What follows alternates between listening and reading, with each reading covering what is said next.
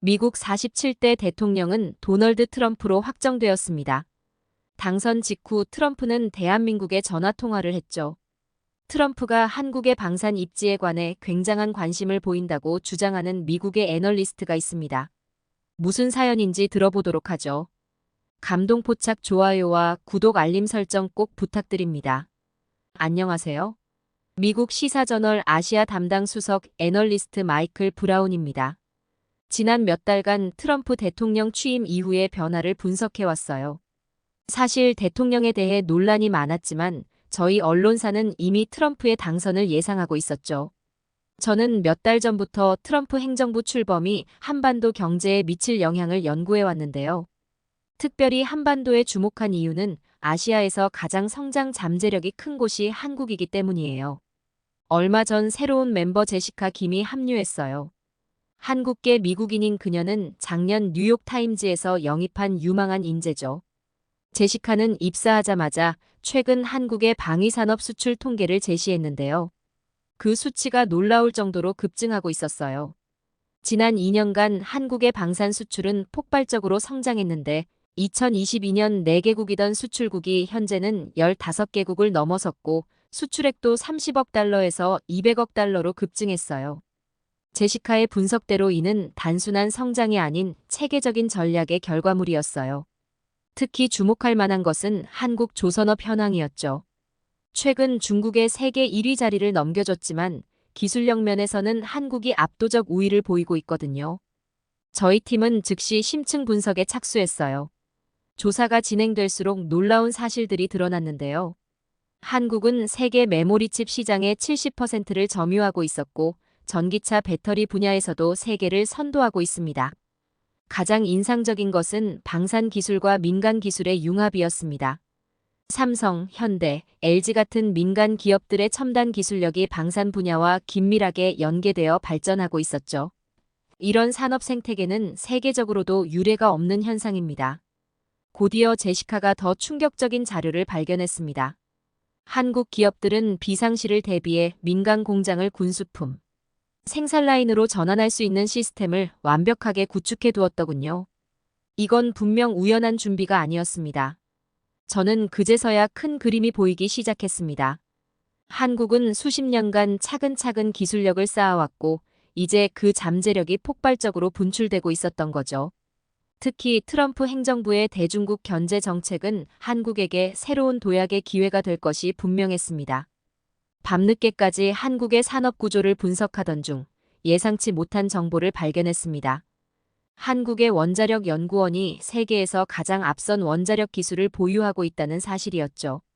처음에는 단순한 에너지 정책의 결과라고 생각했는데 제시카가 흥미로운 자료를 가져왔습니다.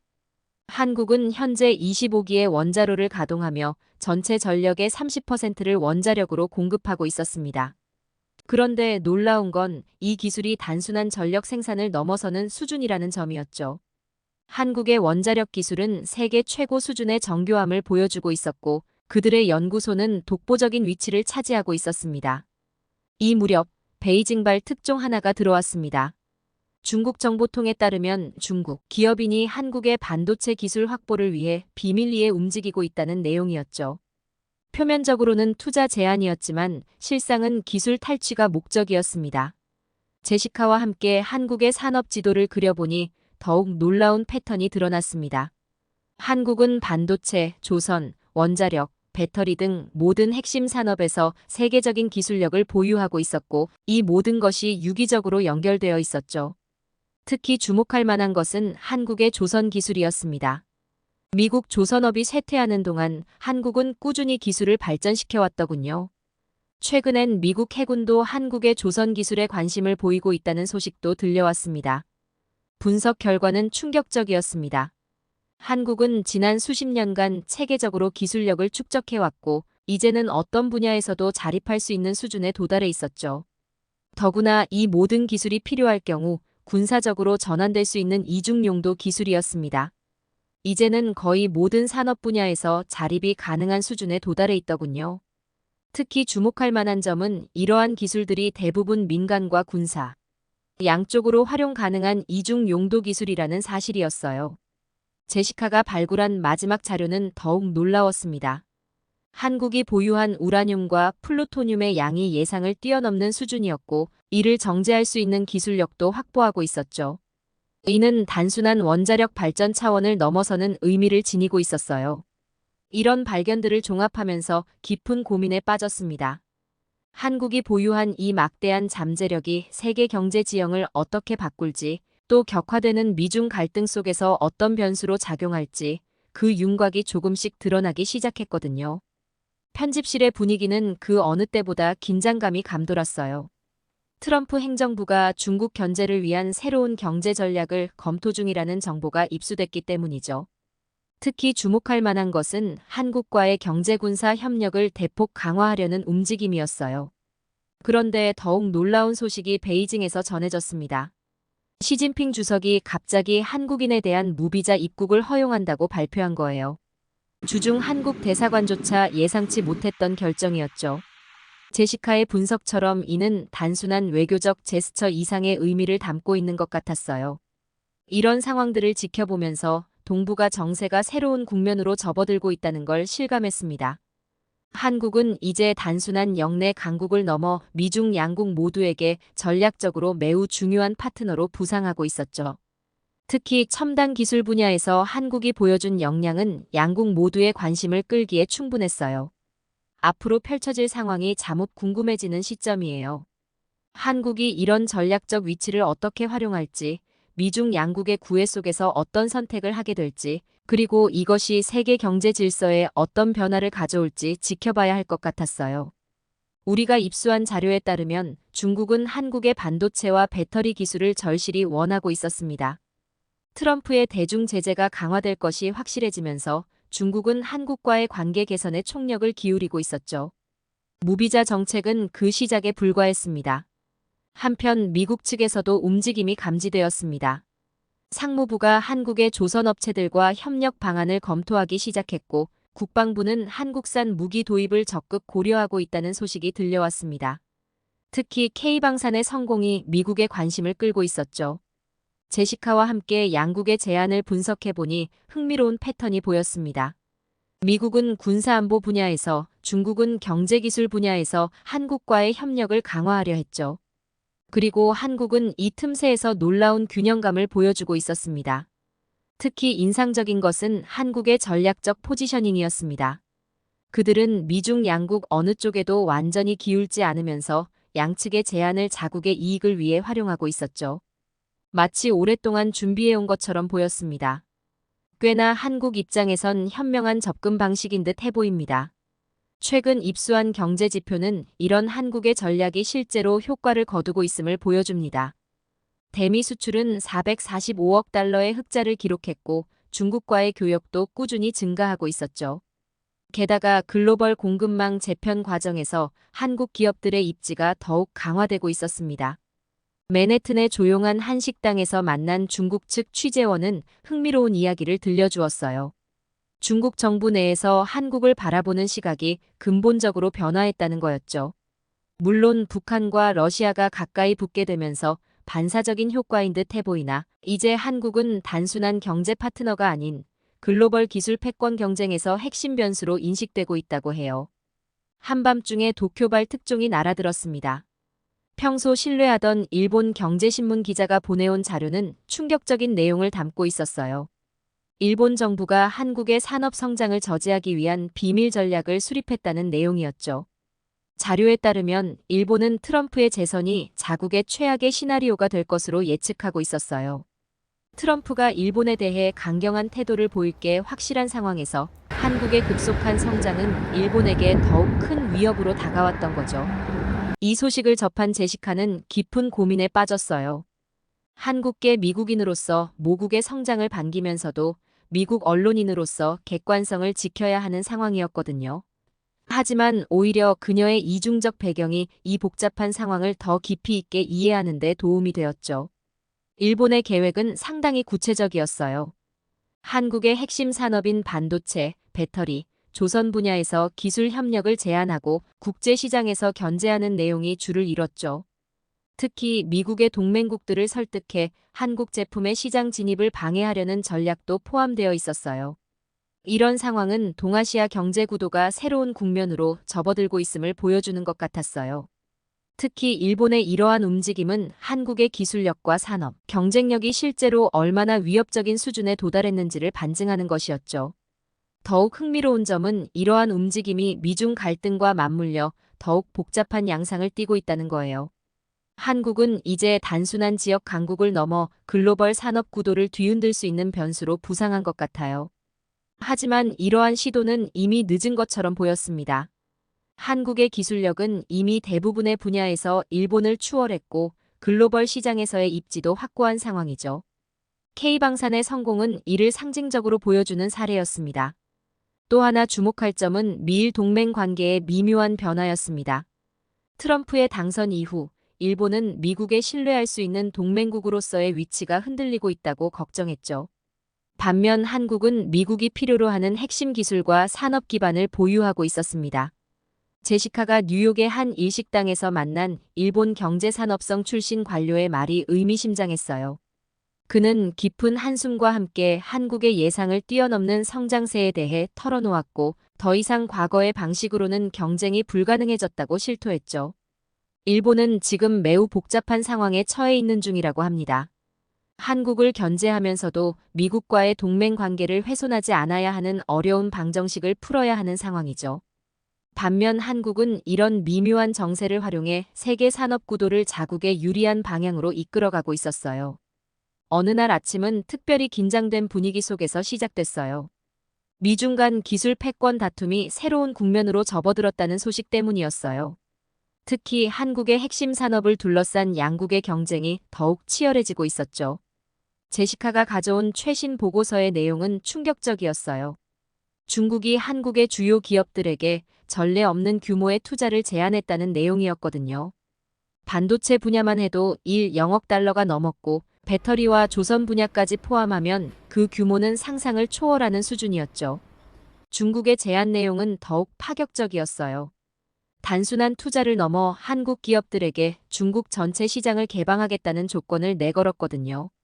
이는 미국의 대중 제재를 우회하면서 동시에 한국의 첨단 기술을 확보하려는 중국의 전략적 선택으로 보였죠. 이런 상황에서 한국 기업들의 선택이 주목받고 있어요. 거대한 중국 시장의 유혹과 미국과의 전략적 동맹 사이에서 어떤 결정을 내릴지가 관건이죠. 더구나 이 선택은 단순히 경제적 차원을 넘어 동아시아 전체의 세력 구도에도 영향을 미칠 수 있는 중대한 문제였어요. 특히 눈에 띄는 것은 중국의 이례적인 적극성이었어요.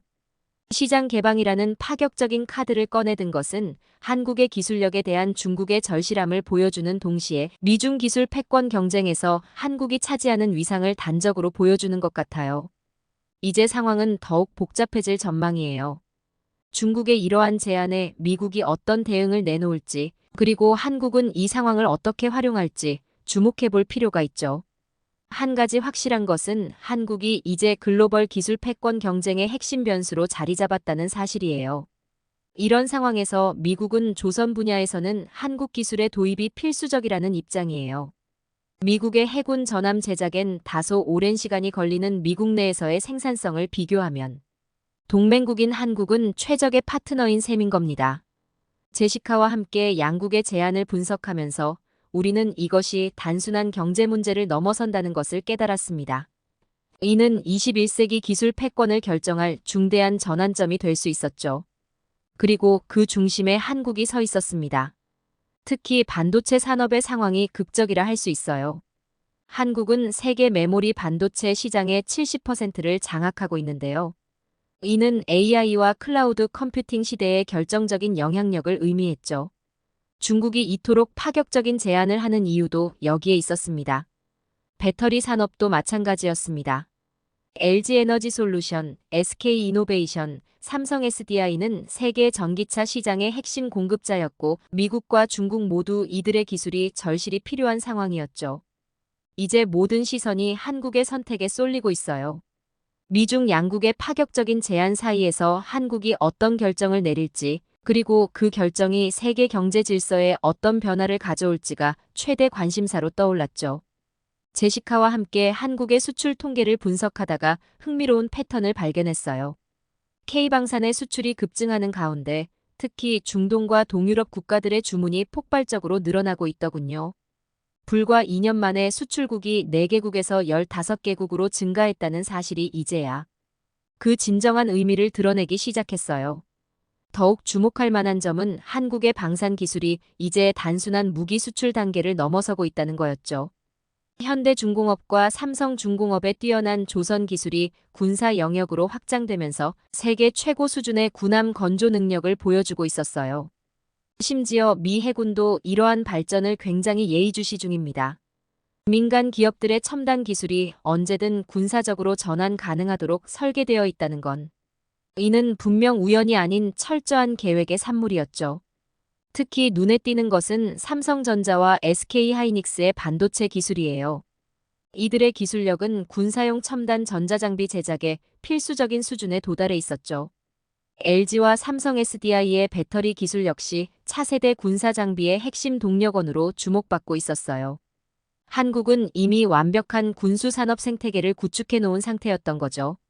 이런 발견들은 한국의 산업 발전이 단순한 경제적 성장을 넘어 전략적 차원에서 이루어져 왔다는 것을 보여주고 있어요. 민간 기업들의 기술력이 국가 안보와 직결되는 방식으로 발전해온 것은 굉장했습니다. 이러한 발전이 조용히 하지만 매우 체계적으로 이루어져 왔다는 사실이에요. 세계가 한국의 K-팝과 K-드라마에 열광하는 동안 한국은 착실히 군수산업 강국으로서의 기반을 다져왔던 거죠. 최근 진행한 중동 군사 전문가와의 화상 인터뷰가 의미심장했어요.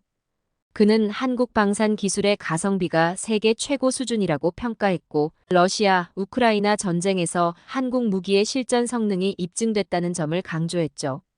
모든 데이터를 종합해보니 한국이 세계 4대 방산 강국으로 도약하는 건 시간 문제였다는 결론이 났어요. 현재 중국이 차지하고 있는 세계 방산 시장 5.2%의 점유율을 한국이 곧 추월할 것이라는 전망이 현실화되고 있었죠. 한국의 방산 기업들이 미국 기업들과의 협력을 확대하고 있다는 내용 또한 이는 단순한 기술 제휴를 넘어 세계 방산 시장의 판도를 뒤흔들 수 있는 중대한 변화로 보였죠. 특히 한국 기업들의 수출 전략이 눈에 띄었어요. 단순히 완제품만 수출하는 게 아니라 현지 생산 기반 구축과 기술 이전까지 포함하는 포괄적인 패키지를 제공하고 있었거든요. 이는 장기적으로 시장 지배력을 확보하기 위한 치밀한 전략으로 읽혔죠. 특히 방산 수출액이 200억 달러를 넘어섰다는 점은 글로벌 방산 시장의 지각 변동이 본격화되고 있음을 보여주는 것 같아요. 이러한 성과는 한국 방산업계의 오랜 노력이 결실을 맺은 것으로 보여요. 특히 눈에 띄는 것은 수출 품목의 다변화예요. 과거 총포류나 탄약 위주였던 수출 품목이 이제는 첨단 전자장비, 미사일 시스템, 전투기, 잠수함 등으로 확대됐거든요. 더욱 주목할 만한 점은 한국의 방산 생태계가 보여주는 시너지 효과예요. 민간 기업들의 첨단 기술이 방산 분야로 신속하게 전환되면서 기술 혁신의 속도가 더욱 빨라지고 있었죠. 이는 다른 나라들이 쉽게 따라할 수 없는 한국만의 강점으로 작용하고 있어요. 제시카가 취합한 자료를 보니 한국의 산업 경쟁력이 놀라운 수준이더군요. 삼성과 SK의 반도체, 현대와 삼성의 조선, LG와 삼성의 배터리 기술이 서로 긴밀하게 연계되면서 세계 산업 지형을 바꾸고 있었어요. 특히 격화되는 미중 기술 패권 경쟁 속에서 한국의 입지가 더욱 강화되고 있었죠. 한국 기업들의 전략적 포지셔닝이 특히 인상적이었어요. 미국, 중국 양측과 모두 긴밀한 협력 관계를 유지하면서도 어느 한쪽에 종속되지 않는 묘한 균형을 이루고 있었거든요. 이런 전략적 균형은 분명 수십 년에 걸친 치밀한 계획의 결과물로 보였죠. 어제 실리콘밸리의 저명한 벤처 캐피털리스트와 나눈 점심 대화도 의미심장했어요. 그는 한국의 기술 기업들이 이제는 글로벌 시장의 규칙을 새롭게 쓰고 있다고 평가했고 더 이상 한국을 따라잡는 것은 불가능해 보인다는 말도 했죠. 특히 한국의 글로벌 공급망 장악력은 놀라울 정도라고 했죠. 세계 메모리 반도체 시장의 70%를 점유하고 있고 배터리 시장의 상당 부분을 차지하며 조선 분야의 핵심 기술을 보유하고 있다는 점은 한국이 이제 글로벌 산업의 필수 불가결한 파트너가 되었음을 보여주고 있었죠. 이런 한국의 성공은 단순한 기술력의 문제가 아닌 것 같아요. 각 산업 분야가 서로 유기적으로 연결되어 시너지를 창출하는 생태계를 구축했다는 점이 가장 큰 경쟁력으로 보여집니다. 한 분야의 혁신이 다른 분야의 발전을 이끌어내는 선순환 구조가 만들어진 거죠. 더욱 놀라운 것은 이러한 산업 생태계가 계속해서 진화하고 있다는 점이에요. 기존의 주력 산업을 넘어 새로운 분야로 끊임없이 영역을 확장하고 있었죠. 특히 인공지능, 로봇, 우주산업 등 미래 산업 분야에서도 한국의 존재감이 점차 커지고 있어요. 이제 한국은 단순한 기술 강국을 넘어 글로벌 산업의 핵심 축으로 자리 잡은 것 같습니다. 미중 갈등이 심화되는 상황에서 한국의 이러한 위상은 더욱 중요한 의미를 가질 것으로 보여요. 양국 모두에게 필수적인 파트너이면서도 독자적인 경쟁력을 바탕으로 자율성을 유지할 수 있는 몇 안 되는 국가가 된 거죠. 제시카는 중국의 한 고위 관료와의 비공개 인터뷰 내용을 공유했습니다. 중국은 한국과의 협력 없이는 미국의 기술 제재를 극복할 수 없다고 판단하고 있었고, 이에 따라 파격적인 경제협력 제안을 준비하고 있었죠. 한편 미국도 한국의 중요성을 재평가하고 있었습니다. 특히 트럼프 행정부는 한국의 조선 기술이 미국 해군력 강화에 필수적이라고 판단하고 있었죠. 이는 한미 동맹의 성격이 군사동맹을 넘어 기술동맹으로 진화하고 있음을 시사했습니다. 글로벌 공급망 재편은 이제 새로운 국면에 접어들었습니다. 한국은 더 이상 단순한 참여자가 아닌 새로운 질서를 주도하는 핵심 플레이어로 자리 잡았죠. 이는 세계 경제 질서의 근본적인 변화를 의미했습니다. 한국의 부상을 추적하면서 이제 마침내 큰 그림이 완성되었습니다. 오늘 아침 제시카와 함께 최종 보고서를 검토하면서 우리는 놀라운 결론에 도달했습니다. 한국은 이미 오래전부터 이 순간을 준비해왔다는 것이었죠. 한국의 전략은 명확했습니다. 첫째, 핵심 산업에서 세계 최고의 기술력을 확보하는 것.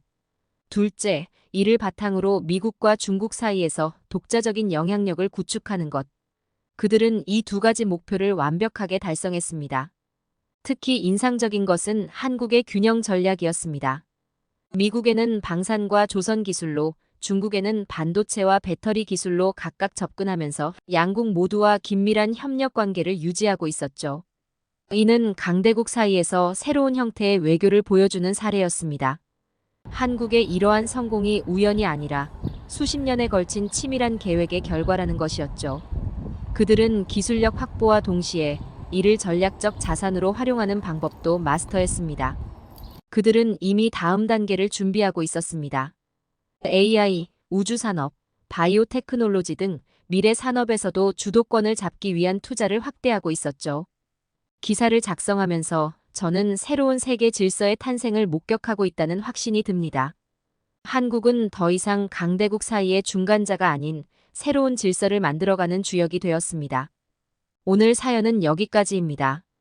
트럼프가 대통령이 당선되어 걱정도 되는 게 사실입니다. 트럼프가 또 어떤 요구와 충격을 우리에게 가져올지는 알 수 없지만 전략적인 외교 정책을 펼쳤으면 좋겠어요. 시청자분들의 의견은 어떠신지 댓글로 남겨주세요. 긴 사연 시청해주셔서 진심으로 감사드립니다.